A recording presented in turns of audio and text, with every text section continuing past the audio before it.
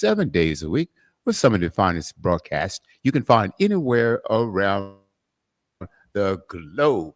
Again, Groove Swing Speaks, we come to you each and every Tuesday, 7 p.m. Eastern Standard Time, 6 p.m. Central Standard Time. Our objective is to bring you the best and the finest in our culture, whether it comes from business, education, medicine, art, entertainment, and a whole lot more. I see right now one of my panelists here. I see Tiffany. Hey, Tiff. Hello, hello. How are you? Doing great, doing great. I'm waiting for our guests to come on and also a few of our other panelists. But in the meantime, we've had some tremendous, tremendous shows here on the network. And I believe tonight would be episode number 68. Am I correct? Robert says 69, 68, 69. One of them. Okay. All right. Yeah. Well, hopefully Rob will be able to join us and he can clarify that. And I think you're probably right. I can't believe it's been well over a year. And it I seems like we know. started this, wow, a few months ago, so to speak. And I Yeah. want to thank Rock, uh, our Yeah. fearless production manager. And she does a great job for us, just bringing on just absolute, some of the best guests. I mean, it's just, I learn something new each and every week Right. right here on the network. Yeah, yeah, me too. It's been very, very interesting and amazing all at the same time. Like you said, always learning something new and always getting to meet new people. So it has been a blast and it still is. Absolutely, absolutely. Let me turn on the comment section here to make sure. Okay, okay. Show comments on stage. That's what we're doing. Yep. Good evening, everyone. So anyway, I haven't heard, like I said, I haven't heard from our guest. I talked to her. I sent her a text earlier today, and we also did a test. And I know that she was traveling with her job. As a matter of fact, she is an activist and an executive director. As a matter of fact, why don't I just read her bio, and hopefully Mhm. she'll be able to join us shortly. Um, Monica Johnson Hostler is the executive director of the North Carolina Coalition Against Sexual Assault. Let's see, that's NCCASA, the state's only statewide alliance dedicated to ending sexual violence through education, advocacy, and legislative action. She also serves as president of the National Alliance to End Sexual Violence. That the acronym there is NAESV. Let me repeat: NAESV, advancing national policy initiatives to support survivors and prevent violence. Monica was a member of the Wake County Board of Education from 2013 to 2024 and was elected to the North Carolina House of Representatives in 2024. She holds a bachelor's degree. She holds, there's Tanisha. Hey, Tanisha. Hey everyone, hola. Hey, Hello. hey Hey, girl. all right. Yeah, we're just waiting. I'm just reading. I'm reading the bio from our guest, and hopefully she'll be able to join us Okay. shortly. I spoke to her earlier, and she was traveling, Mhm. Okay. and she was traveling. So hopefully she'll be able to join us soon. And let me repeat this. Monica was a member of the Wake County Board of Education from 2013 to 2024 and was elected to the North Carolina House of Representatives in Mm. 2024. She holds a bachelor's degree from Fayetteville. Okay, I told her to log in with no camera. Okay, let's see. Okay, she holds a bachelor's degree from Fayetteville State University and a master's degree in public administration from North Carolina Central University. I just received a text from Rock here a few seconds ago, and let's see what does that say. So, Tanisha, this is like I said. I was talking to Tiffany earlier, and this is Hmm. episode 69 or 70. I thought it was, Wow. Hmm. can you believe that? It's been a Unbelievable. minute. Okay. Oh, yes, right. She forgot the time change in New Orleans. She's in New Orleans. She don't arrive in the hotel until 6:10 Central Time, 7:10. Okay. I knew she was traveling. Okay. I spoke to her earlier today. I will log on as soon as I can. arrive or can log in from my phone. No video until I'm in the hotel from Monica. So anyway, so hopefully she'll be able to do that. But let's talk about what we have uh, uh, broadcast so far. We've had educators on, which I really like, especially in childhood education, because I think that is the very foundation of our society anyway. An educated society is I say, a more successful society, in my opinion. There are some people who want to disband the Department of Education. I can't believe that. So why would, there's a motive behind everything. And let's chat a little bit because Monica, our guest is coming on. She's heavy into education, as I had read her bio. But why do you think that the powers to be do not want society educated? Let's go to you, Tanisha. So you're trying to figure out why people don't want people to be educated, or just in general, because I'm talking about the powers to be. The powers to be really don't powers want. to be. Okay, I didn't catch that part. Well, as you may know, education, we always know education is power. And so if you kind of look at, if you're able to strip someone from their religion or from their or from knowledge, you're able to control them. So the more a person knows, the more that you're not able to control that particular person. So if you keep a person kind of dumbed down, then you can always be able to control them and manipulate them at all times.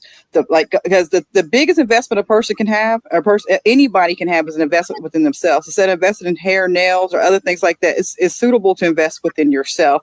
And the more that you invest in yourself, the more knowledge you have, the more that you're able to develop and craft and build a legacy for the next generation, to be able also to carry that information on and be able to pass it on to somebody else too as well. If you keep someone kind of low and uneducated, it's easy to control, manipulate, and take over, take their land, take whatever, and just it's that's just how I look at it.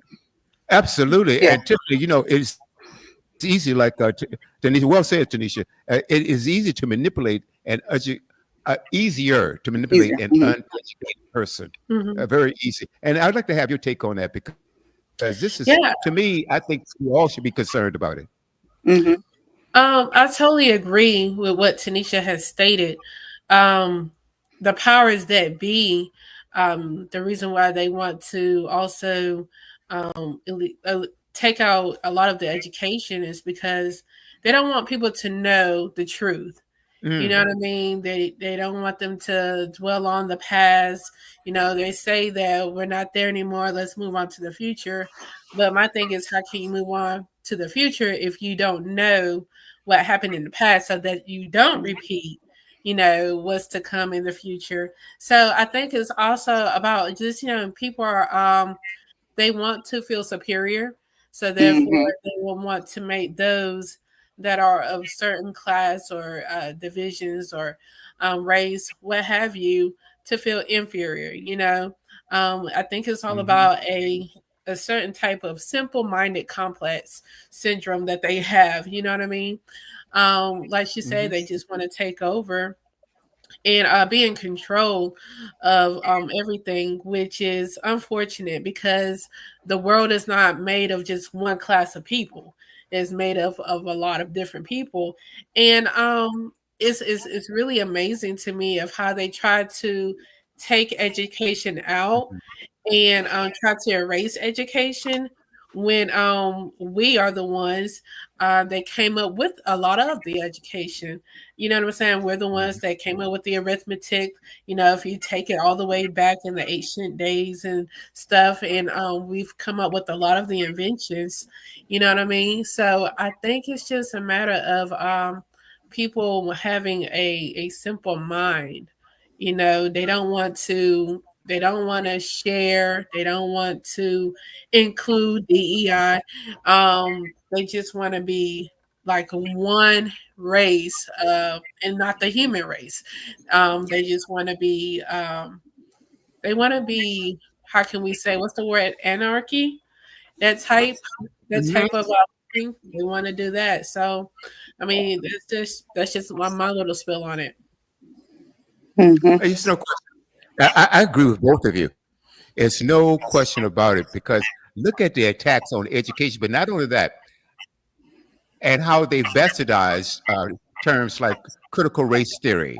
They bastardized terms like DEI, diversity, equity, and inclusion, and even going back to affirmative action. So you have a strong society has always been a diverse society because I want ideas from everyone. That's how things are developed and created. Some things were invented centuries ago, and then they look how they have evolved.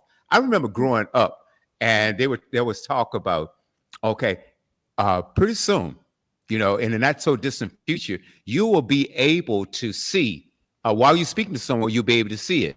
I said, oh, wow, that seems so far off. That seems so far off, and it doesn't seem possible. But look at it. Look at what we're doing today. Everyone who has a smartphone, you're able to speak to someone while you can either FaceTime them and while you are talking to them. And so going back, when we were growing up, and I know you ladies are younger than I am, but did you think something like that was possible? I always was kind of futuristic in my mind, but I mean, no, not really. And I wish I knew about it. My family knew about it, so we could have bought some stocks in it, so we could be well off right about now. To be quite honest with you, my mom should have invested in Walmart and Coca-Cola. We would have been set. We've been a Rockefeller family. Who knows? But it's just, I just know that I will comment on this. I hate to bring it up, but the Simpsons shows, they actually show a lot of futuristic things that are going to take place as well. And I love watching them because it kind of dictates a depiction of what's going to take place in the future. So that's a really good cartoons to actually watch as far as like that goes. So, I mean, I grew up with the Simpsons. I'm quite sure we all did, so forth and so on. But I did want to touch on, you're talking about affirmative action. And a lot of times people don't realize that affirmative action also doesn't just only affirm with us as African Americans. That is for people, the non-melanated society as well, and females as well, and other people from other countries too that are actually benefiting from the affirmative actions that we actually fought for. So I just want to bring that up too when you had mentioned it too as well. But I also was going to talk to you too about when you strip somebody from education. I don't want to bring too much about slavery, but that's what took place in slavery. If a person can read and write, that means that they can, direct, and they can kind of orchestrate and scapegoat from the masters, from the demactus or the masses. You know what I mean? But so when you take the education, you take that knowledge, it means you take the power too as well. So I was wanted to touch on that too. But how I'm always all over the place, but it always comes back together and makes sense. But yeah, all the futuristic, this Zoom and stuff, and another thing too, the group, the power, they tell you what to do 10 years before it actually takes place.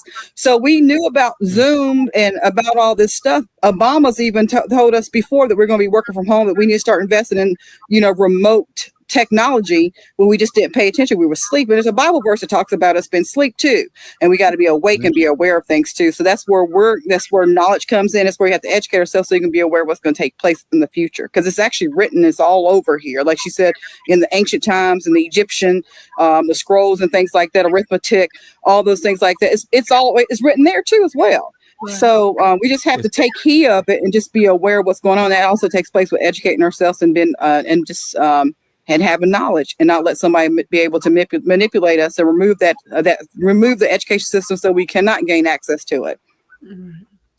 You're 1,000,000% correct. But let me acknowledge a few of our guests that's joined us. I mean, our listeners. Howard Harris. Hey, Howard Harris comes on with me often on one of my music shows, and he comes on every fourth Thursday of the month, and it's a coast to coast with Wild Will and Hostile Howard. And hey, Shay Jones, she's an artist, a really, really excellent artist in her own right. Howard is married to the great Lady Songbird Jenda Harris, outstanding. And he's also a bit of, oh yeah, I see what you said, Howard.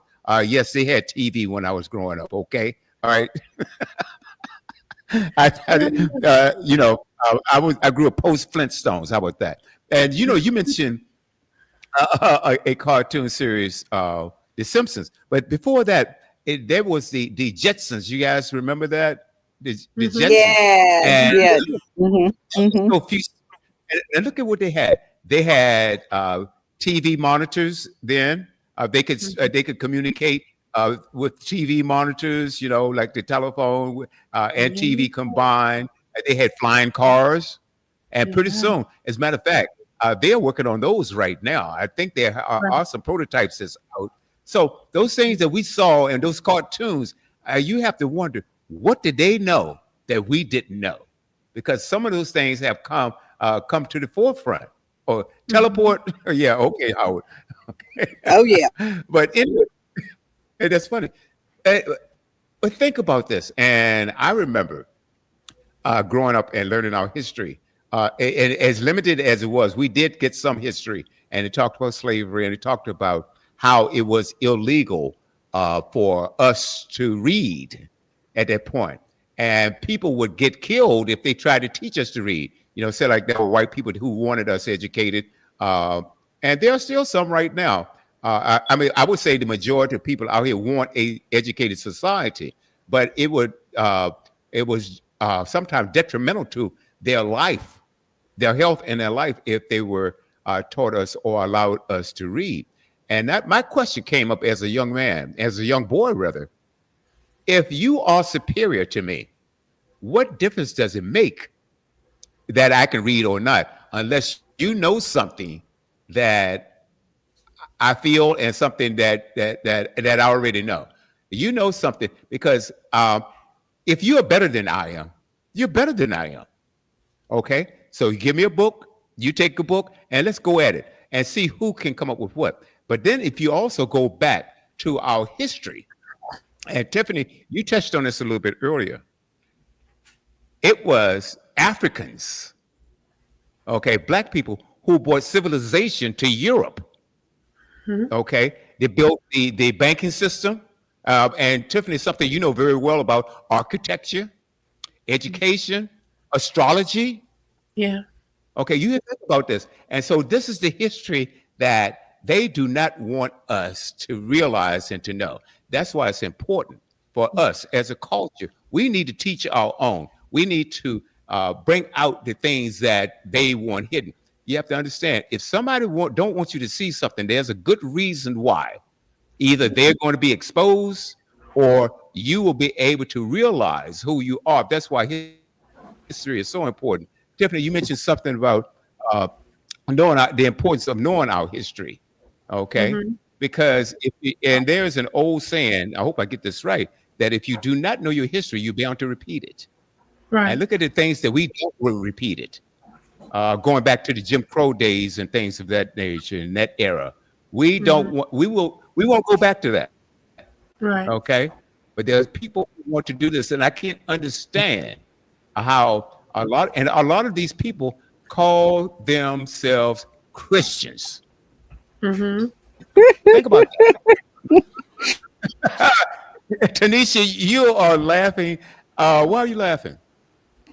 I mean, you always got to use a baseline to be able to control people, and that's the easiest way to manipulate someone is through Christianity. And I, you know, of course, we're all Christians here, but that's how slavery took place. I mean, that's how some of the elections for 2024 took place, because they used religion to control folks, and that's why certain candidates that's why a certain president wasn't actually elected, because they were focusing with us as a society as African Americans with the Christianity and Judaism to be able to manipulate our votes.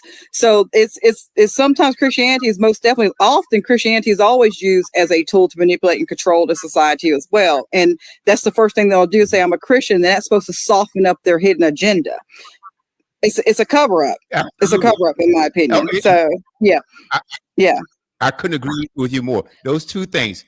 Christianity and education. Christianity and education. And if you take the education, if you will dumb down society, take education out of the equation, then the society is more manipulated. And I think someone who just joined us, our special guest, Monica, how are you? Monica Johnson Hostler. She's our special guest, and she knows a lot about education. And also, she knows about this political arena. Monica, I read your bio earlier during today, and I'm not going to repeat it. So I want you to tell our world audience, Who is Monica? What is it that you do? And what are your goals? Unmute your mic, dear. All Thank right. you. My name is Monica Johnson Hostler, and I have multiple layers to my life. But first and foremost, I'm a wife, I'm a husband, I am a Christian. So I joined when you said talked about using religion, and I run a nonprofit which I've run for the last 25 years, which is the North Carolina Coalition Against Sexual Assault. And I'm also elected. So my first election was in 2013. I've had 6 elections since then, 5 of those to the Wake County School Board, which I served until 2024, at which time I was sworn into the North Carolina House of Representatives in 2025. So although November did not land where we liked with the president, which I would have personally preferred, I am I will say blessed to live in a district that, while our state is gerrymandered, it's a district that my primary election season was during the primary and not during the general election. So I had a really tough Democratic primary. And then for the general election in November, I ran against a Libertarian. So no Democrat or no Republican ran in my race. Neither the primary or the general election.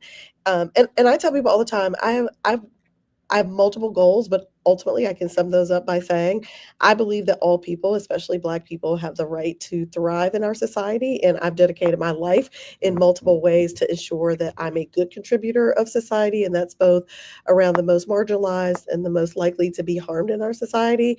And I took that to the next step when I decided to run for office. You know, there are so many layers, like you said, there are so many layers to your life. We talked about earlier how you are, and I believe you're still active with that, the executive director of the North Carolina Coalition Against Sexual Assault. The acronym is NCCASA, the only statewide alliance dedicated to ending sexual violence through education, advocacy, and legislative action. Tell us a little bit about your work there. Sure. So I've been the director there for over 20 years. We represent rape crisis centers in all 100 counties. So I live in Raleigh, Wake County. So we have an agency here that provides both shelter and direct services. And for me, really, I started doing direct services in a rural county in North Carolina in the 90s and realized that the work that I was doing to help one individual and one family at a time, I felt like my role should be different. And initially, I thought that was going to be a therapist. But I decided, with the help of professors and a lot of prayer, that I really was more interested in systemic change, which is what led me to NC CASA, the coalition, as you just noted, to really look at public policy. We have considered ourselves an organization who are deeply rooted in addressing the multiple forms of oppression. Interesting that I stepped in on religion, because I believe religion and lack of education are tools that we have used for the I would say since the beginning of human life, including biblical, but I certainly will say throughout slavery, rape and sexual violence and dehumanizing women have been a tool that we continue to use and still use today. It's a weapon of war. So anywhere where you can see misogyny or racism or sexism, or actually for that matter, any of the isms, you will see women and children being the most degraded. So that agency allows me to provide advocacy to people who directly provide services when someone has been sexually assaulted. So that actually includes law enforcement, medical professionals, therapists, our local programs. But the other piece for me, which all of my friends say my work love language is policy, which is again how I ran for office. But I believe that when we have the power of the pen, we then have the responsibility to do what's right in our laws, but more importantly, to actually educate the public on what our rights are. And currently, our rights are often not taken seriously. So that's the work that I do at NC CASA. And I tell people every day, I get to go to work, a job I love. Well, good, and that's vitally important. If you love it, then you will do it well. How far-reaching is your program? Is it just in the North Carolina area, and how do you get the word out, or does it expand far beyond the borders of North Carolina? Great question. So every state and U.S. territory has an organization, the North Carolina Coalition Against Sexual Assault. So there is one in South Carolina, every state you can think of. I also, I don't know if I put it in my short bio. I'm the president of our national organization, which does represent all 50 states and U.S. territories. So while my work is very specific to North Carolina laws, in my role as executive director, my role as president is to ensure that every state and U.S. territory has the ability to do what I do in North Carolina. So that's train and do public policy. Our national organization that I'm president of, the National Alliance to End Sexual Violence, we are the DC policy voice. So we also write and work on federal policy. There are over 1,300 rape crisis centers throughout the country. So in North Carolina, I can tell you what those are, but in other states, I certainly can get you there. We have, and how we get the word out is, again, as I said, the benefit is we are represented in all 50 states and U.S. territories. So each of us collectively and individually do the work in our state and in our communities, but we are joined by a national organization, which is very similar to other civic organizations that you can think of that have kind of an umbrella organization. So I have the great honor to be the president of our national umbrella organization as well. Absolutely. And then the local organization, that's the NCCASA. Is that correct? That's the That's state the level local organization. organization. Right. And it stands for North Carolina Coalition Against Sexual Assault. And the That's correct. national is the NAESV, the National Alliance to End Sexual Violence. Now, yeah, someone can just Google those two acronyms, right? And go They sure directly can. and can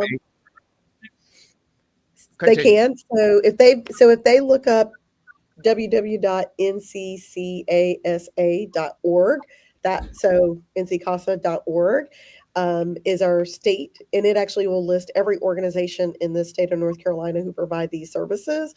And then the National Alliance to End Sexual Violence is actually not as easy. That website is endsexualviolence.org. And you can also then see all the state organizations. Okay, let's make sure we get that up, and we'll repeat that before this program ends. And I want to go to Tiffany and then Tanisha. I'm sure you guys have some questions for our guests. Monica. Yes. Good evening. My question is, how did you get involved in this? Like, what led you down this pathway of all pathways that you could have taken? Like, what was your interest, your initial interest? Like, okay, I think I really want to do this. So as I tell people every day, I did not know this was a career path. And as my grandmother said, Black folk not going to talk to you about this issue, which I proved to be wrong. But nonetheless, I, as a freshman in college, I had a friend who was sexually assaulted, and I didn't actually know what the answer was. And I prided myself on knowing what the answer and how to help people. I've always considered myself since 7th grade as someone who would be in the helping profession. And after that freshman year, my sophomore year, I started doing research and found the Rape Crisis Center in Cumberland County in Fayetteville, and started to actually reach out to them, look at their volunteer opportunities. And I had the great opportunity to be hired right out of college at a new rape crisis center that was just opening its doors. And when I say to people that I knew the moment that I was interviewed for the position, I knew that this was my life's work. I tell people every day I get to do my heart work, which is the work that drives me and I actually get to see some changes in people's lives, but more importantly, I get to see the systemic changes, and they are slow, but they are steady. And I'm not going to let this current climate turn my work upside down, which it has a great attempt to do. And thank you for putting that in the chat. I see the website there. Awesome. My other question is, I know that you said that you cater to women. What about men? So we don't cater to women. They are the most likely to be sexually assaulted. Women and children are most vulnerable. Everyone can be sexually assaulted. So it's 1 in 4 girls before the age of 18. So they are far more vulnerable. For boys, it's 1 in 12 by the age, 1 in 8 by the age of 12. So the prevalence of men being sexually assaulted decreases as they get older. For girls, it increases as they get older. And you can probably almost think of any societal reason as to why, because as boys get older, we live in a society where we also train them to be masculine, and we don't actually allow a lot of space for them to be full human beings. And so that does decrease their chances of being sexually assaulted. And truthfully, we live in a society where for men who are less masculine, don't have things like power and control, are more likely to be vulnerable, which are the exact same things that make women and children vulnerable. Less power, less resource. And that's hard for people to imagine, but the data bears it out. So we provide services to everyone who's been sexually assaulted. The data bears out that women and girls are most vulnerable. So I use that language to speak to the large number of our clients are going to be women, but we certainly serve men. Awesome. Okay, thank you. Okay, Tanisha. And I was actually going to ask you about the stats on that. Like, where were the stats on as far as like versus females and males, as far as like who's been sexually assaulted? So you gave that information to me. So I just was thinking about the day in and day out of what a clinic looks like, as far as like our shelter looks like when you have to house someone in a shelter that has experienced sexual assault or domestic violence. What does that look like? What does the program entail? Like, it's like as far as like the initiation, like the application intake process, and then you have to go get it. Okay. So every survivor determines what that process looks like. And so I always tell people it depends on what their entry point is. So for instance, if someone goes to this website and looks up their local community, there's a hotline number. So if that's their first point of entry, they're going to assess their safety, right? So are you physically safe now? And have you been sexually assaulted recently, like today? Because that changes the direction. So if you're sexually assaulted, you say in the last 24 hours, then we're likely going to say, do you want to go to the hospital and have a rape kit collected? And that is, again, the survivor's choice. In most of our states, but not all, we do allow you to get a rape kit for free, and you can choose if you report to law enforcement at your own will. The other half of the states, if you go to the hospital, you have to report to law enforcement. If you're a child, it doesn't matter what state, they automatically have to call law enforcement if you come to the hospital because of a sexual assault. So in all of our states, children under age, their sexual assaults have to be reported to law enforcement. So first point of entry, if it's the hospital or a hotline, you would go to the hospital after your safety is first assessed. And then the decision is up to the survivor. Do they want to be referred to a shelter? For some survivors, they weren't sexually assaulted by their intimate partner who lives in their home. So they may not need a shelter. They may be sexually assaulted and don't want to go back to the home because the person knows that they live there. So they might decide a shelter if they want some immediate relief and safety. So it really depends on the survivor if they want to go to shelter. And all of that is assessed in the intake.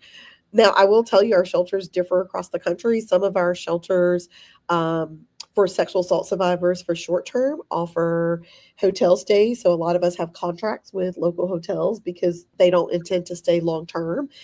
So for us, long term is 30, 60, or 90 days. So if they plan to stay longer than a week or a few days, then we do put them in what we call congregate shelters. So they are exactly what you think. They're homes, mostly often locations not disclosed for safety reasons, and they live communally. So you're in a shelter in your own room, but with other people who've experienced very similar circumstances. With or without shelter, we offer advocacy and counseling services. And I should also say all of our services are free of charge. So we also offer therapy that's both one-on-one, but we offer group counseling as well. And then we also offer legal support. So if you want to use the criminal legal system, then we offer legal support as well. Okay. That is excellent. So you offer not only counseling services and also legal services as well. That's correct. Okay. Is there a hotline number that for your organization? Yes. And because I don't use it often, I'm going to put it in the chat. Because if I say it, I'll say the number. Yeah, wrong. please. Please.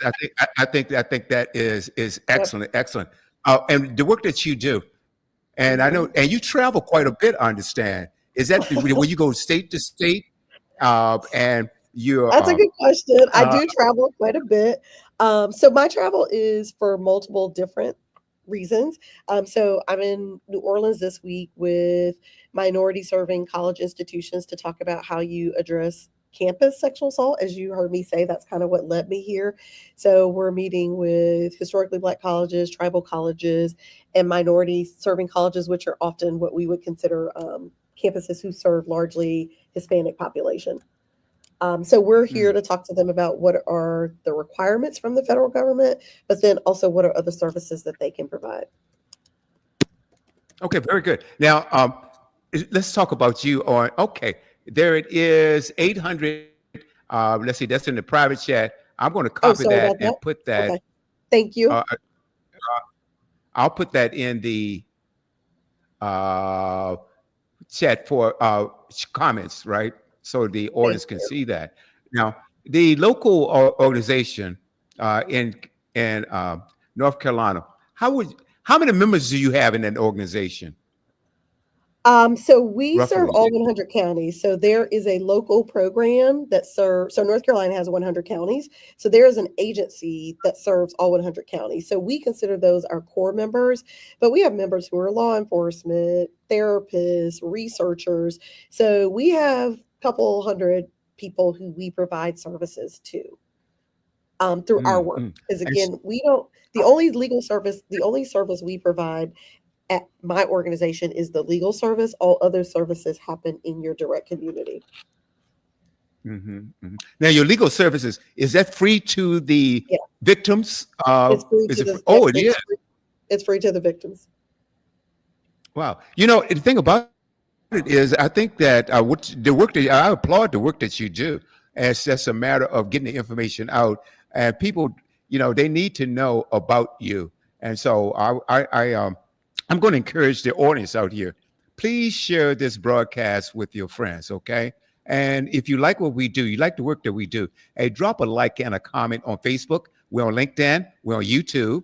Also, you can listen via Alexa, Apple Podcasts, and our mainstream, which is studiow.buzz. This program will be up in its entirety on the website. That's www.studiow.buzz. And let's get this important information out, because a lot of people that are hurting right now don't know that the organization exists. Now, not only on a local level, but you're saying like each state. If I understand, you're represented in each state.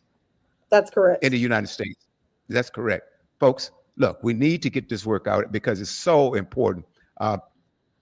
And there are stories that we hear every day about women and children being molested and sexually assaulted. And it's just a horrible, horrible thing. And the way to get it out, just like we talked about before, is through education. And I think that your organization is absolutely perfect for that, getting it out there. It's just that people need to know who you are, what you do, and they can get the help that they need. And like she said, you can get legal representation or advice, and it doesn't cost you anything. It's a matter of knowing this. Tanisha. I did have a question for you. Am I saying it right? Monica? Monica. Sorry, Monica. Okay. So I'm a numbers person. So like I was thinking about what you're saying, like with the ratios. Is there like how often within that ratios that you came up with the stats? Like what is the numbers of people that actually don't report those sexual assaults? Is that incorporated in that too? Or then a lot of people don't do that because of embarrassment. That is a really good point. So the data that I use is from the Center for Disease Control. That's the federal government that's required to do the actual, what they call a surveillance survey. So they survey thousands of people. So that data is strictly from their research. If you look at Department of Justice data, their data shows, and when they say report, they mean report to law enforcement. So a lot of people report to our hotlines that never report to law enforcement, right? So it's not really apples to apples. So that 1 in 4 and 1 in 12 is really about the people who have experienced sexual assault. The law enforcement data definitely bears out less than 30. It depends on the year that DOJ reports it, but it's always under 50% of people report to law enforcement. So those are two different data sets. So Department of Justice calculates how many people report to law enforcement. And then they, of course, look at our population for the country and determine that percentage. And whereas the CDC, Center for Disease Control, actually calculates the number of people who directly have been impacted by sexual violence. Go ahead. I do have one more question. So, is because I actually work up on a grant with the CDC too, as well as community support, community healthcare worker too. Well, I But hope you can keep it in this environment. yeah, I hope so too. He's talking about getting rid of it, But I don't want, I don't want to make too many comments on that. But I did have another question too. So, do you have stats on that as far as like with the because I have a lot of friends that are in the Air Force, in the military, and they were telling me about the different sexual assaults that they actually experience. Is that information in there too as well, or is that something totally separate? Because I was thinking like, So that because is you'll not be separate. surprised. So Okay. So military is actually where I cut my teeth at and did my actual first congressional hearing that I testified was around military sexual assault, and that was in 2001. So because of the work that we've done, our policy work, every branch of the military has. So the Department of Defense has an Office of Sexual Violence. We actually meet with them quarterly. Every branch of the military has their version of a victim advocate or special victim assistant. It depends on the branch. They all have different names, but every branch is required, and every branch, top brass down to privates, are required to actually go through sexual assault training as a result of the federal statute. So the statute that I've spent my career working on is the Violence Against Women statute, and in that requires DoD, Department of Defense, to provide training. We also have done laws around how you report, what happens if you report in the military. And those things are very different because, of course, the jurisdiction is different. But there's a whole set of federal laws that govern sexual assault in the military due to the statistics are exactly the same. They actually also have their own hotline for Department of Defense as well. I have a quick question. Tanisha, I'm sorry. Did you have another question? No, I'm actually good. She answered all my questions for me. So yeah, that's great. I appreciate it. But no, thanks. We'll come back. We'll come back to you. Don't worry about that. I'm sure you'll have more. I've got a question before we go to Tiffany. Now, you mentioned that people will call your hotline, but they don't necessarily, in all cases, report it to law enforcement.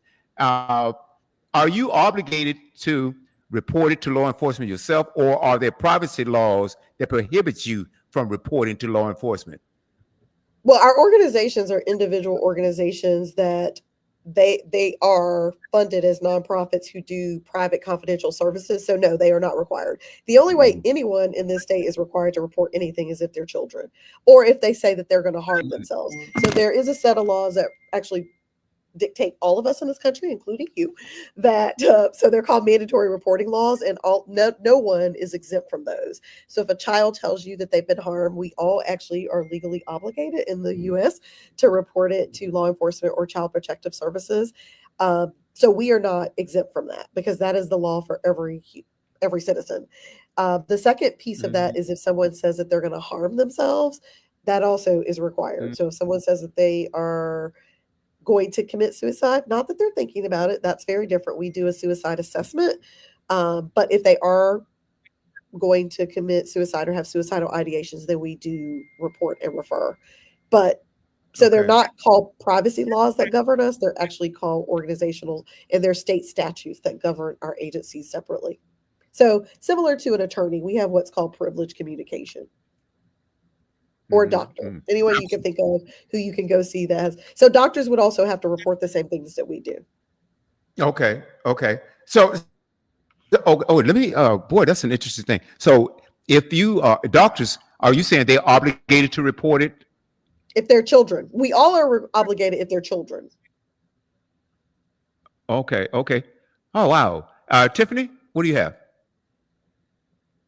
My question would be, with the current administration that we have in office now, on the federal level, and everything that they're trying to get rid of, I know that each state is different. Would the states be affected if they were to repeal any laws that are in place to protect those that have been sexually assaulted? Yeah. Yes, everyone would be. However, I think I would say I don't believe that they'll repeal laws that require us to report. I do hope that our organizations can stay open. So when I talked about the federal government, of the 1,300 plus organizations, almost all of them are federally funded. So a large part of my policy work isn't just the laws, it's also the funding. So our organizations are funded. I mentioned the Violence Against Women Act, which is actually where the military sexual assault work began. But that is also, it funds law enforcement, it funds medical examiners, and it certainly also funds the work that we do at local centers. But there's also another federal fund called the Victims of Crime Act that is also in Department of Justice. And then there is funding specifically in the Center for Disease Control. That is our prevention level work. So the Center for Disease Control, where our prevention work is, most of their staff have already been riffed. So we are only working with a skeletal crew on that funding. So first will be the funding is actually already being impacted. When we had state health related and research organizations, again, I live in North Carolina, so we watched a lot of research institutions have their funding terminated in March. Roughly 200 agencies who do similar work that we do were also defunded in that whole sweep of funding that was cut. So right now, people are being hit in their purse strings, and for multiple reasons, because this could actually happen under any administration. So I should be very clear. Every administration has the right to set their own priorities. And so because these are competitive grants, then they can actually, any administration could do what happened. We just have never seen it happen in this kind of mass way that it happened in March. We're fortunate that our funding has not been directly impacted yet, but all of our grants are up in the fall, so we'll see.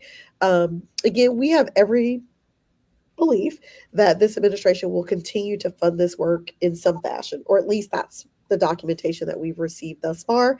The scope of the work will likely change because so many of our organizations, because we operate on confidentiality, also means we don't ask people their gender. We don't ask people if they're documented. And those things are now a part of executive orders that directly impact the work that we do. So while privacy laws might not be repealed, how we do our services could directly be impacted. And that is certainly something that we're discussing across the country of what that will mean if organizations have to change how they do their current intake process. Because currently, if you call the agency, they really just want to know what name you want to give them and what services do you want them to provide for you. Now, of course, if you go to hospital or shelter, then you disclose a lot more information, but those things we currently don't. So at my agency, if someone calls and asks us for legal help, we currently don't ask any of those questions to legally help them, to provide any legal advice or legal consultation.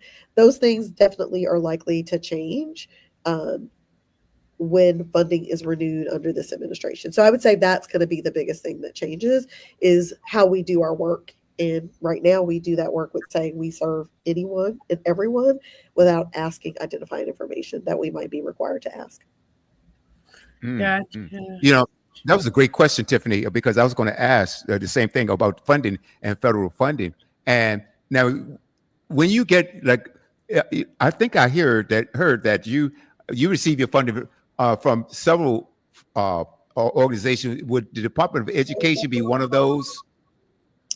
We do not. We do not get any public education money.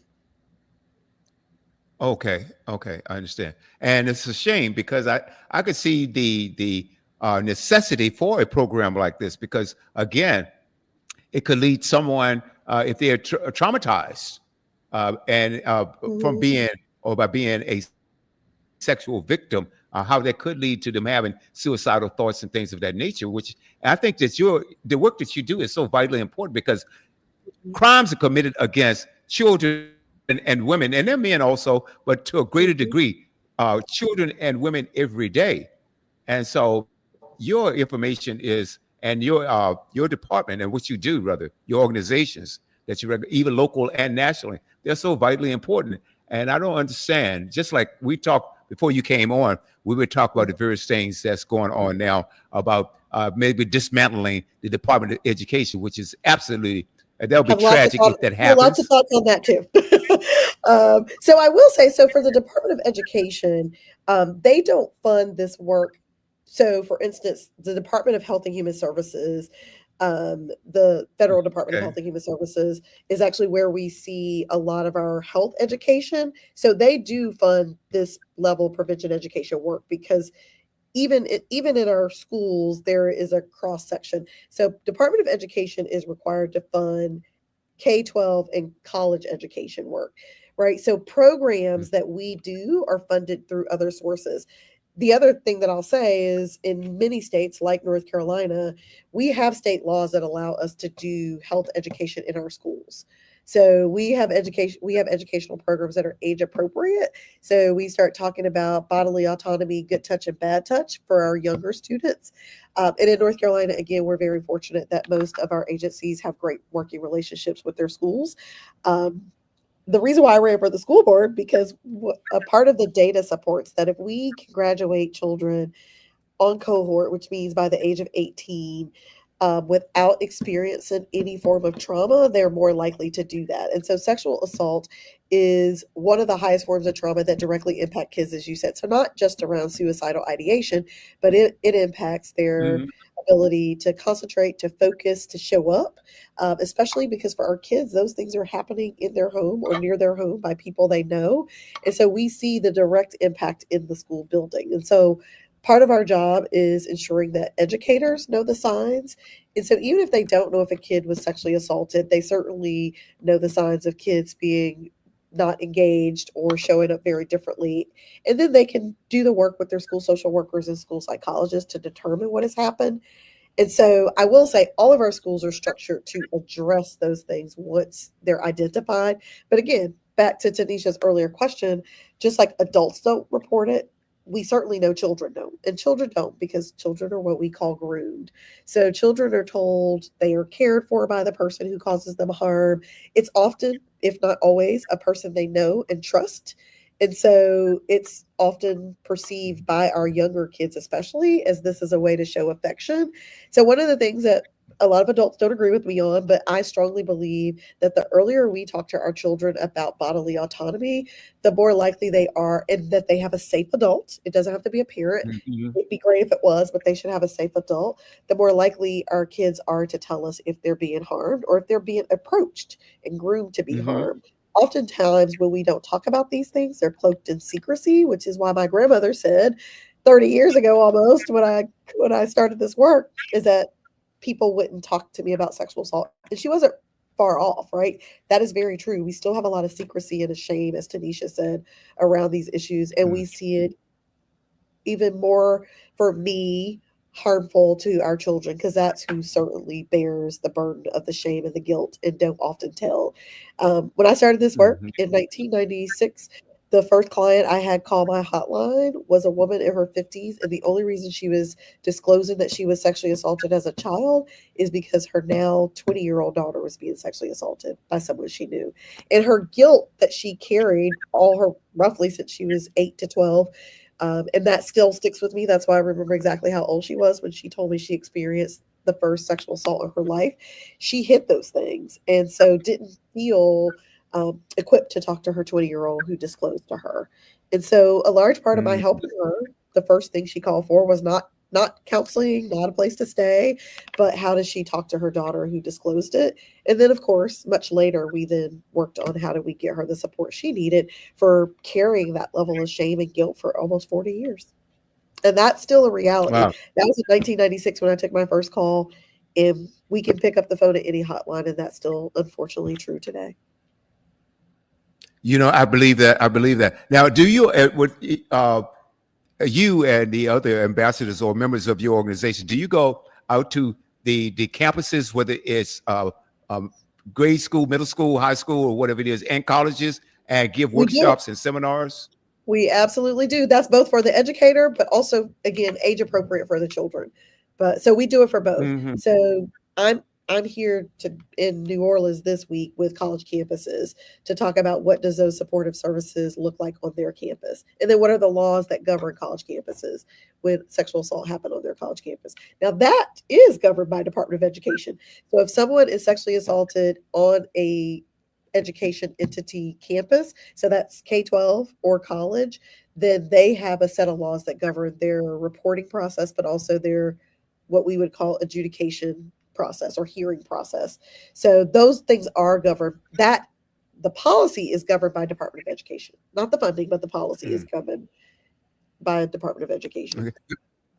Right. Before I go to Denisha, I'm going to ask this: is there data? I'm sure there is data on, and perhaps a percentage of how much sexual abuse goes on in the home versus outside the home. 80+% is so. And when we say in the home, the data supports it could be in your home or family, friends associated. So Right. it could be a parent, but it's roughly 89%. So that is someone you know and love. That's what that percentage Incredible. indicates. So not just Inc- parents, Wow. but it could be uncles, grandparents, which that's unfortunately largely what we see. That's amazing. So, I tell Tanisha? people all the time, we've spent our time as a culture talking about stranger danger. It's far less likely that your child will be sexually assaulted by a person in a white van. More likely they will be sexually assaulted by someone you know and trust. And that's really hard for us to deal with as a culture because we've given that information for decades. And do you find that the reluctance to report these things is because it is a close family member? 100%. Okay. Tanisha? I'll just say it real quick, so we're running out of time. But I know that, of course, sexual assault was always on the hush hush, most definitely. But I want to know about your friend, as far as like your college colleague. What took place with her? Like, how is she coping with that experience now? Like, do you keep up with I her? don't You keep know. track? She Okay. left college. I have no Okay. idea. And that's what Okay. led me down this pathway because she left college and didn't stay in contact with any of us. Oh, She didn't finish school okay. by college. Okay. It Okay. changed the trajectory of her life. Okay. I was just wondering. But thank you for that question. Answer. And have you had a situation where you were lecturing or doing a workshop or a seminar at a school and come to find out that there were teachers in the particular schools that were committing these crimes, and then after your visit there that they were reported? No, I have not, but that is also very true. So I have not had that personal experience, thank goodness. And I also have not done public education in a school in 20 years. So my day job is, for me as the director, is largely policy and funding. So I don't actually do in-school training anymore, but I will say in my decade of experience, I didn't have that experience, but certainly, which is why we have laws very specific around educators and coaches, because those are people who are trusted adults, very similar to family members. Tiffany, you got the last question.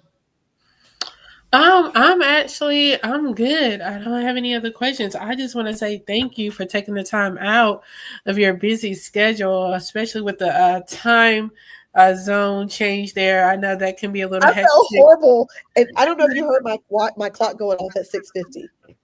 That was fine. We totally understand.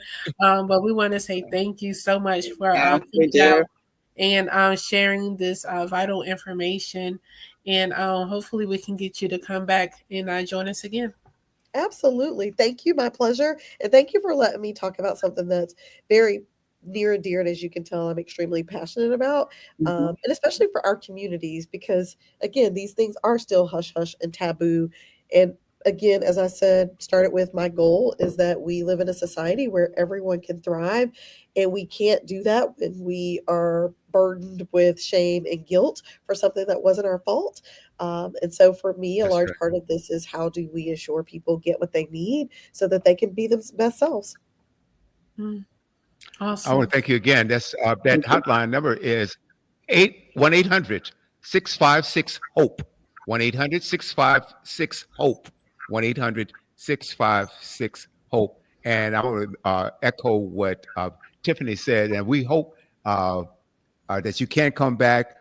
It was a very enlightened conversation. Sad in so many different ways, but necessary. We have to talk about it. We have to talk about it. Can't eradicate it if you don't talk about it. That's right. Okay? So, guys, ladies, thank you so much. Thank you very much. I really enjoyed your show and hope the audience did. Guys, please leave a like and a comment in the section and visit the website, studiow.buzz, studiow.buzz, global radio 24 hours a day.